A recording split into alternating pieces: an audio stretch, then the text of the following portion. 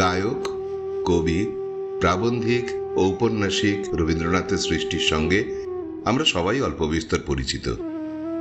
তিনিই তার সকল সৃষ্টির শ্রেষ্ঠ রূপকার। তার রচনাই তার মননের পরিচয়। তবু বলবো, স্রষ্টা রবীন্দ্রনাথ ঠাকুরের স্বাতন্ত্র্যের দিকগুলোর সঙ্গে আমরা কি সত্যিই পরিচিত? হয়তো হ্যাঁ, হয়তোবা না। সেই অন্য রবি ঠাকুরকে আপনাদের সামনে তুলে ধরার প্রয়াস নিয়ে শুরু করছি আজকের কথিকা, তুমি অনন্য, চির অনন্ত। আজ দ্বিতীয় ও শেষ পর্ব।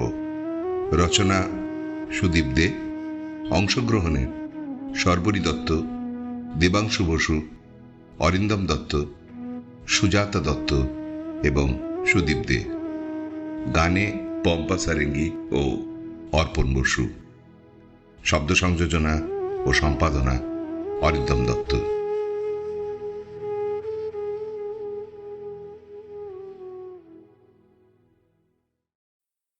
গতকাল শুনিয়েছি রবীন্দ্রনাথের একান্ত নিজস্বতার একটা দিক, যা কবিকে যাঁরা ঠাকুর ভাবেন তাঁদের ভালো নাও লাগতে পারে।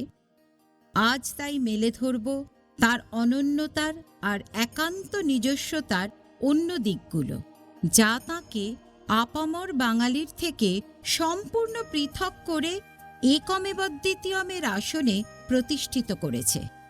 কবি সাহিত্যিকদের প্রথম পরিচয় তাদের লেখনীতে। এখান থেকেই শুরু করি তার বিশিষ্টতার শৈলী স্বাক্ষর দিয়ে। তার যুবক বেলার যে কোনো লেখা বলে দেয়, বাংলা ভাষা ব্যবহারেও তিনি অনন্য। তার সময়ে আর কোনো বাঙালি তার মতো লেখেননি, তার মতো করে বলেননি। তিনি যে শুধু বাংলা ভাষাটাকেই বদলে দিয়েছিলেন তা নয়, ব্যাকরণে, বানানে, বিন্যাসে, উচ্চারণে এবং প্রাত্যহিক ব্যবহারে রচনা করলেন নিজস্ব স্বাক্ষর। বাংলা হস্তলিপিটাকেই আমূল বদলে দিলেন। প্রতিটি অক্ষরের গঠন, শরীরে বিন্যাস আর দৃষ্টিমুগ্ধতা জন্ম দিল স্বতন্ত্র হস্তলিপির। রবীন্দ্রনাথের যে কোনো পাণ্ডুলিপির প্রতিটি পাতা যেন ক্যালিগ্রাফির জলজ্যান্ত উদাহরণ। কবির সাজ পোশাকের কথাই ভাবুন না কেন, সেখানেও তিনি একান্ত রকম মৌলিক। চুলের স্টাইল দিয়ে শুরু করি। প্রথম যৌবনে একাধিক বিনুনি করে চুল বাঁধতেন। তার বেণীবন্ধনের জন্য দামি কেশবিন্যাস শিল্পীও নিয়মিত আসত বাড়িতে। অনেক সাহেবও তার চুলের স্টাইল নকল করতেন। প্রথম যখন বিলেত গেলেন 17 বছর বয়সে, ইউরোপিয়ান স্টাইলে সাজ পোশাক করেছেন। তখন সঙ্গে ছোট করে ছাঁটা চুল। আবার বিলেত থেকে ফিরেই এক অন্য রূপ, ঘাড় অবধি নেমে আসা কেশদাম। দেখলে মনে হয় যেন বৈষ্ণব কবি। মধ্য বয়সে এসে ধরলেন জোব্বা। বাঙালিদের মধ্যে এ পোশাকের চল ছিল না কোনোদিনই। বাঙালির প্রাণের কবি ধুতি পাঞ্জাবির খোলস ছেড়ে বেরিয়ে এসে পরিচ্ছদে তৈরি করলেন নিজস্ব ঘরানা। তবে জন্মদিনে আর জমিদারির পুণ্যাহ উৎসবে ফিরে আসত ধুতি পাঞ্জাবি, কপালে চন্দনের টিপ আর গলায় মালা। নোবেল পুরস্কারের প্রাক্কালে বিলেতে থাকার সময় ইউরোপের সমাজের সঙ্গে মানানসই করে চুলের দৈর্ঘ্য কমল। আর একবারই চুল ছেঁটেছিলেন ছোট করে, শেষ বয়সে, অসুখের সময়। অবশ্য নিজের ইচ্ছেতে নয়। যৌবন হচ্ছে সেই ঋতু পরিবর্তনের সময় যখন ফুল ও ফসলের প্রচ্ছন্ন প্রেরণা নানা বর্ণে, নানা রূপে অকস্মাৎ প্রকট হয়ে ওঠে। তবে রবীন্দ্রনাথের যৌবনের রসোচ্ছ্বাসের সঙ্গে আর একটি প্রবল প্রবর্তনার আবির্ভাব ঘটল, আর তা হল জীবনের পথে মৃত্যুর আবির্ভাব। অকস্মাৎ চলে গেলেন নতুন বৌঠান। তখন কবির মনে এক উদ্বেল অবস্থা। সে সময় তার বেশভূষায় বিরল আভরণ।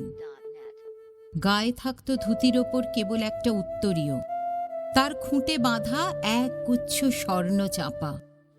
ঘোড়ার গাড়ি থেকে নেমে বই কিনতে ঢুকলেন থ্যাকার্সের দোকানে। দীর্ঘাঙ্গ সুঠাম পুরুষ, অপরূপ ব্যক্তিত্ব। দোকানে ঢোকার সঙ্গে সঙ্গে স্বর্ণচাপার গন্ধে চারিদিক ছেয়ে গেল। দোকানের কর্মচারী থেকে আরম্ভ করে অন্য খদ্দের সবাই পরম বিস্ময়ে, শ্রদ্ধায়, মুগ্ধতায় তাকিয়ে রইলেন বৈরাগ্য সাধনে মুক্তিকামী যুবা পুরুষটির দিকে। মানুষ না দেবদূত?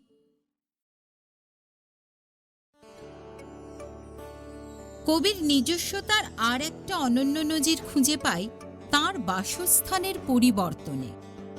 এক প্রণয়ের মতো এক বাড়িতে বেশি দিন আবদ্ধ থাকতে পারেননি কবি, বারবার ঠিকানা বদলেছেন। কিছুকাল পরপরই একঘেয়ে লেগেছে এক আশ্রয়। তৈরি করেছেন নতুন বাড়ি, তার পথ ধরে তৈরি হয়েছে নতুন পরিবহন, খুলে গেছে পরিবর্তিত দৃষ্টিকোণের জানালা।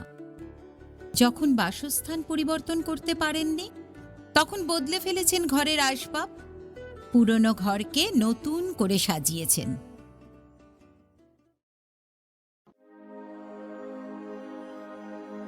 তোমায় নতুন করে পাবো বলে হারাই ক্ষণে ক্ষণ ওমর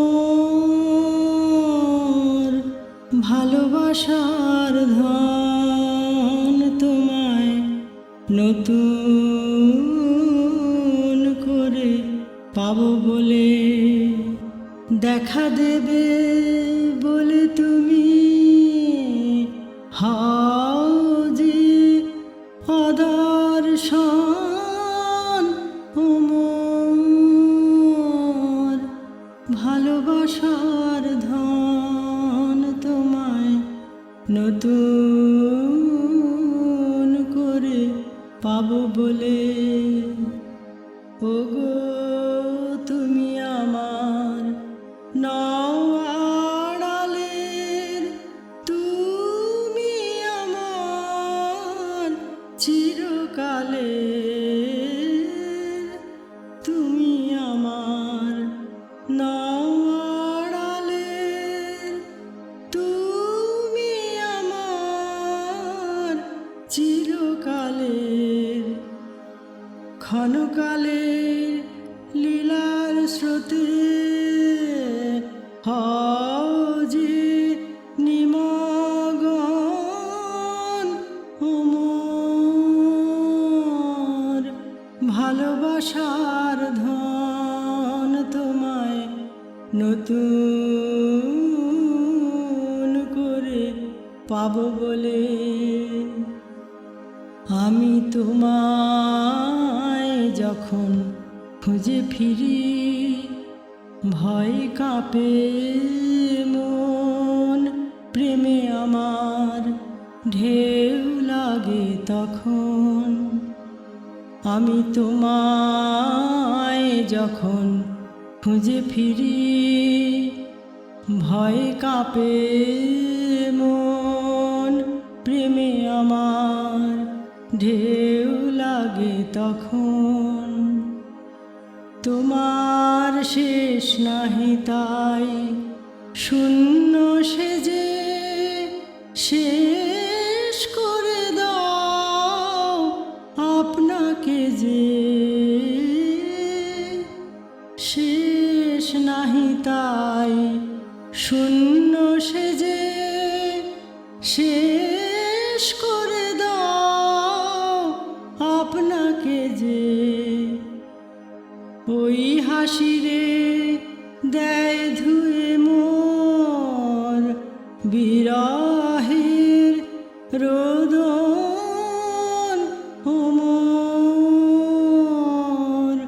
ভালোবাসার ধন। তোমায় নতুন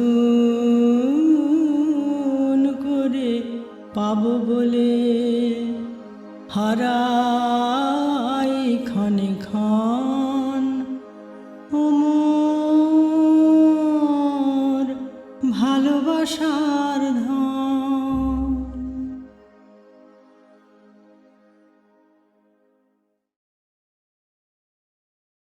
ঘন ঘন বাড়ি বদলানো কোনো ধনীর সম্পত্তি বিস্তারের নজির নয়। এক পরিবেশে হাঁপিয়ে উঠলে ভেতর থেকেই তাড়না আসত নতুন আবাস গড়ার। জোড়াসাঁকোর প্রাসাদোপম বাড়িতে যার বেড়ে ওঠা, শেষ বয়সে তিনি সন্ধান করেছেন একটা মাটির বাড়ি। সেই বাড়ির নাম রাখলেন শ্যামলী। সেখানে পা রেখে তার মনে হলো এতদিনে পেলাম আমার সঠিক ঠিকানা। এমন উদ্দাম, উন্মত্ত, রোম্যান্টিক বৈরাগী কোনো বাঙালিকে দেখেছেন? শ্যামলীর আগে রবীন্দ্রনাথের আর এক পছন্দের বাড়ি ছিল কোণার্ক। বারান্দায় বসে দেখতে পান সম্মুখে প্রসারিত অবারিত দিগন্ত। নিজের নকশায় বানিয়েছেন এই আকাশ প্রার্থী আশ্রয়। তবু এখানেও মন টিকল না বেশি দিন। মনে হলো একঘেয়ে খোলা মাঠ আর আকাশ দেখতে দেখতে মনটাই বুঝি মরে যাবে। মনে হলো তিনি নিতান্তই দরিদ্র, তার জন্য একটা মাটির বাড়ি হবে উপযুক্ত আশ্রয়। তৈরি হলো শ্যামলী।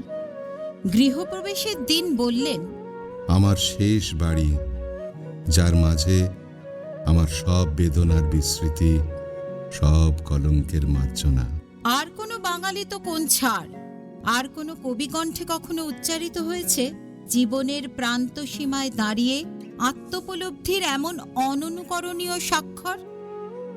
তবু এত কথার পরেও শ্যামলীও তার শেষ বাড়ি হলো না। এবার তিনি বানালেন পুনশ্চ। শ্যামলীর পূব দিকে মাত্র কয়েক হাতের ব্যবধানে। সেখানেও থামলেন না। পুনশ্চর পূব দিকে তৈরি হলো উদিচি। পূব দিকের বাড়ির গায়ে প্রথম পড়বে ভোরের আলো, তাই নাম দিলেন উদিচি। উদিচির বারান্দায় সন্ধেবেলা বসে থাকেন কবি। কি যেন একটা অভাব বোধ করেন, কি যেন একটা থেকেও নেই। একদিন তার সে সময়কার আপ্তসহায়ক অনিল চন্দর স্ত্রী রানীকে ডেকে বললেন, বুঝলি রানী, ভাবছি তোর বাড়িটা এবার ভেঙেই দেব। ও বাড়িটা আমার দৃষ্টি আগলে রেখেছে। রাতের বেলা পুরো আকাশটা দেখতে পাইনে। অমন কথা বলবেন না গুরুদেব, শুনলে মন খারাপ লাগে, বড় কষ্ট পাই। দুদিন পর আবার একই কথা। অভিমানী রানী বললেন, কেন বারবার একই কথা বলেন বলুন তো? যাতে কষ্টটা সহ্য করে নিতে পারিস। যেদিন সত্যি সত্যি ভেঙে ফেলব, সেই দিন দেখবি আর দুঃখ হচ্ছে না। এর কিছুকাল পর অনিলচন্দ্রকে কবি পাঠালেন দক্ষিণ ভারতে। নৃত্যনাট্যের অনুষ্ঠান করবেন, তারই আয়োজনে চললেন অনিলবাবু। রানীকে কবি পাঠিয়ে দিলেন তার সঙ্গে। তুইও সঙ্গে যা, অভিজিৎকে সঙ্গে নিয়ে মা বেটায় কদিন ঘুরে আয়। মাসখানেক পর ফিরলেন রানী। এসেই গেলেন গুরুদেবকে প্রণাম করতে। রবীন্দ্রনাথ বললেন, আগে বাড়ি থেকে ঘুরে আয়। রানী চললেন বাড়ির পথে। কোথায় বাড়ি? তার তো কোনো চিহ্নমাত্র নেই কোথাও। অন্ধকার মাঠের ওপর এক ঝাঁক তারা মিটিমিটি হাসছে যেন। রানী ছুটে এলেন গুরুদেবের কাছে। হাসছেন তিনি। বলেছিলাম না তোকে, বাড়িটা আমার আকাশ আড়াল করে দিচ্ছে। তাই তো ভেঙেই দিলুম। তোর নতুন বাড়িতে অনিল অপেক্ষা করছে। বনমালী, লণ্ঠনটা নিয়ে ওকে নতুন বাড়ির পথটা চিনিয়ে দে। আকাশের পথ উন্মুক্ত করেও কিছুদিন পর আবার বাসা বদলের ভাবনা এলো মাথায়। চাই আরও এক নতুন ঠিকানা। উদিচির বারান্দায় বসে সূর্যোদয় দেখেছেন, এবার নতুন বাড়ির বারান্দা থেকে সূর্যাস্ত দেখতে হবে। সে বছর শ্যামলীর লেবু গাছটাতে কতদিন পর প্রথম লেবু ধরল। আমের বলে গাছ ভরে উঠল। আতা গাছের ডাল নুয়ে পড়ল ফলের ভারে। তার কিছুই দেখতে পেলেন না রবীন্দ্রনাথ। অসুখ প্রবেশ করেছে শরীরের গভীরে। শান্তিনিকেতন ছেড়ে চলে আসতে হলো কলকাতায় জন্মভিটেতে। আর সেখান থেকে চলে গেলেন তার শেষ ঠিকানায়। চলে গেলেন আমাদের সবার নাগাল আর দৃষ্টির বাইরে। রেখে গেলেন বাঙালির সাংস্কৃতিক জগতে তার চিরকালীন প্রভাব। তেমনি রেখে গেলেন তার অননুকরণীয় অনন্যতার স্বাক্ষর।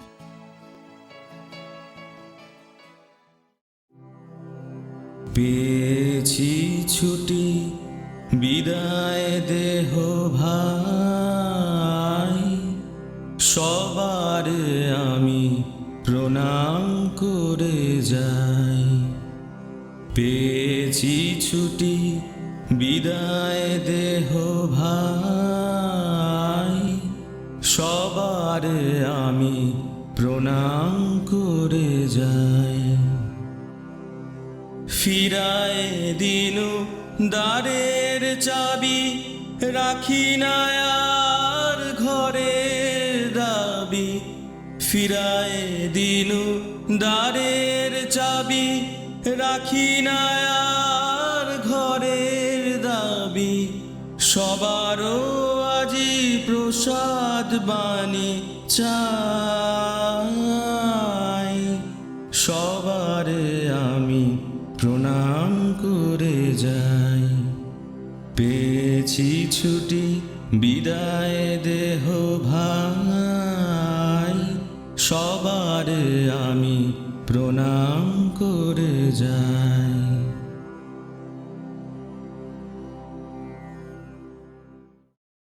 এবারের মতো আমাদের কবি পরিক্রমার এখানেই ইতি।